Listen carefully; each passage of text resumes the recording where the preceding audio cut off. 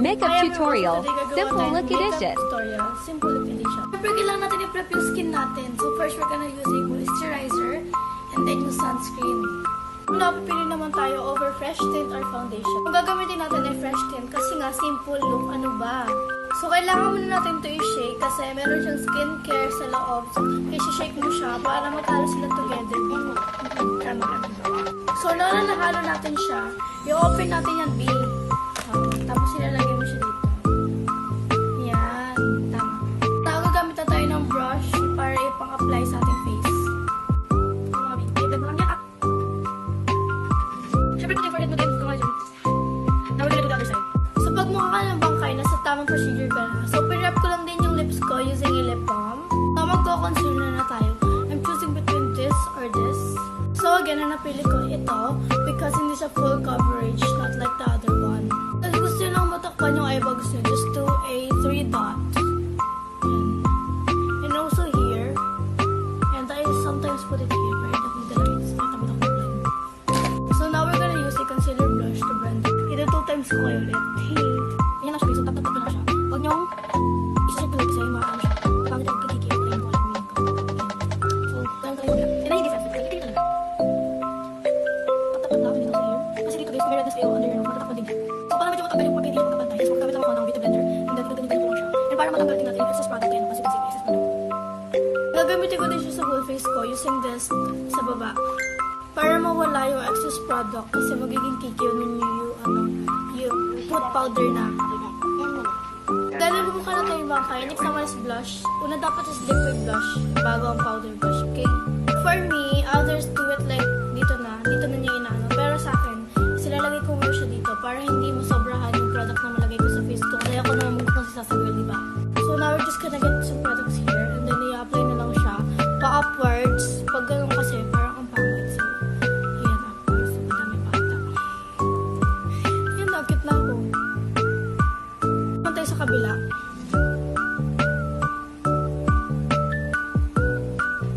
There you go.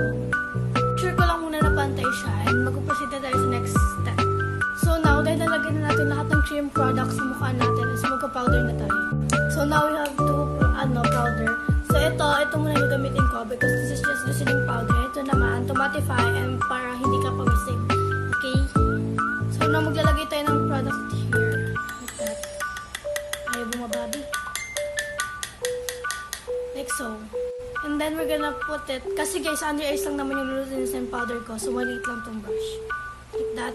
Tap tap tap para hindi masyadong excess. And then you're gonna put it under your eyes na. There you go. Parang hindi na simple look tong peg ko ah. Nahir naman tayo sa kabila. Hindi ko natap. Wait lang yan. Yan. O, diba? Perks ng hindi tinap agad. Daming product. Para hindi masyadong mamawis kasi pawisin ako. So, maglalagay din ako dito.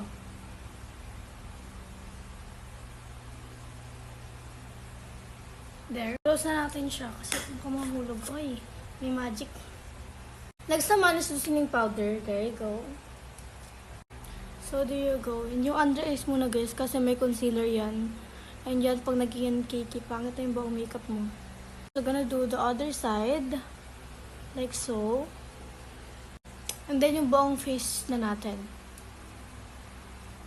Also yung blush kasi pag yan nawala, yung mukha ka talagang rar.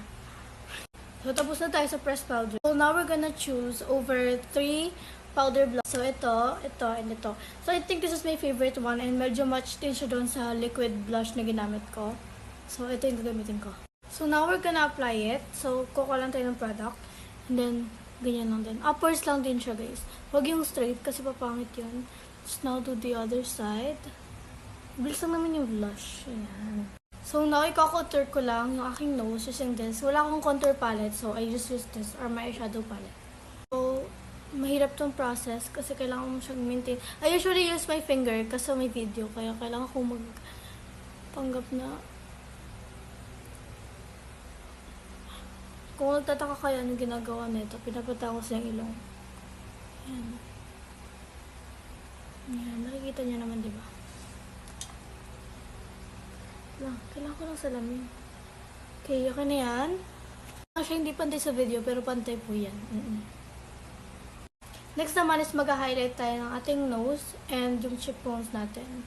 So, for my nose, parang ginagano ko lang ng finger ko. And yung bridge din natin. Para makating tangos. For cheekbone, you have to use this brush to curl it in. And then, ganun mo lang siya. Then, yung ganun pala like this. Para pag gumanon ka, ay, grabe yung ganun na cheekbone mo. We're gonna do the other side. Ewan ko pa kung tutorial pa ba ito. Nakikipagkwentuhan lang ako sa inyo. Yan. Okay, and next process naman natin is mag-eyeliner na ako, which is my hated part. Hate ko to. So, di ako makapag-tutorial ng eyeliner kasi mahirap to. So, panoorin nyo na lang ako maglagay ng eyeliner.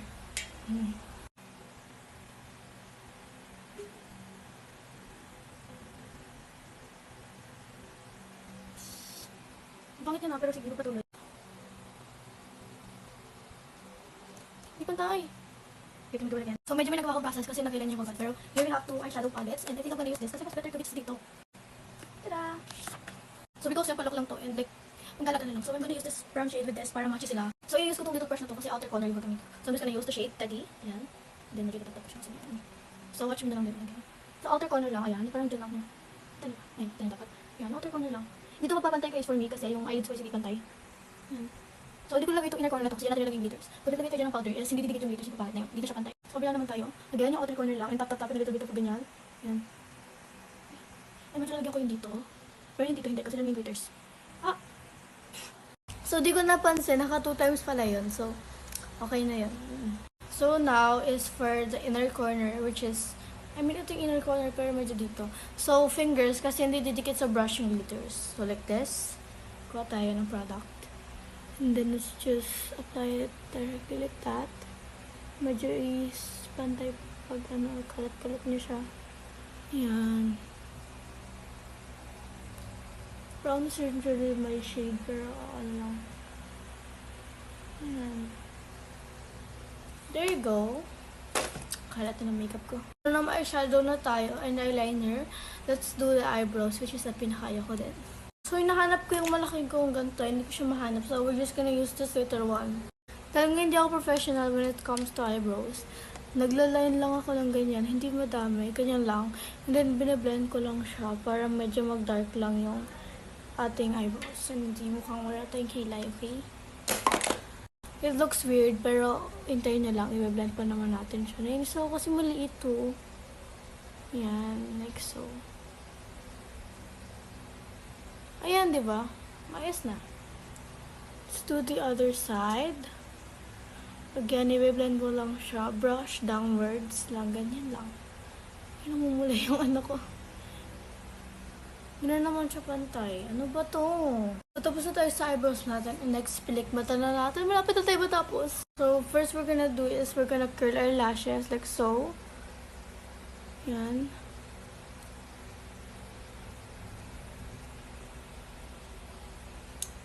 Pugsh. Now, I'm choosing between this or this. Pero para hindi magkalat, ito na gagamitin ko. And ganito mag-apply. So, ito yung tip niya. Igagano mo siya. Hindi yan apply it like this. Ang pangat ko bunuha mascara.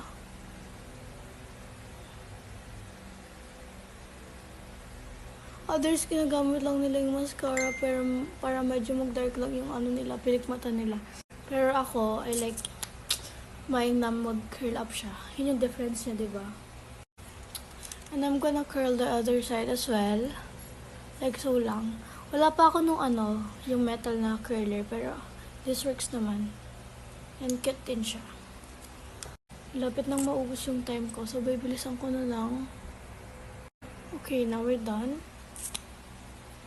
Yan, pantay na sila.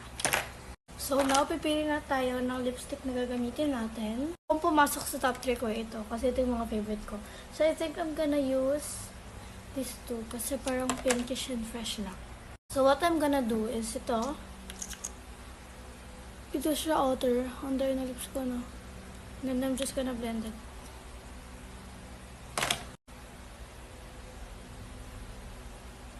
Ayan, i-blend lang natin siya. Nilalagay ko naman to sa ka-inner ko. So this is the final look. And hindi to pang professional yung teach ko, pero I hope you guys learn. Bye-bye!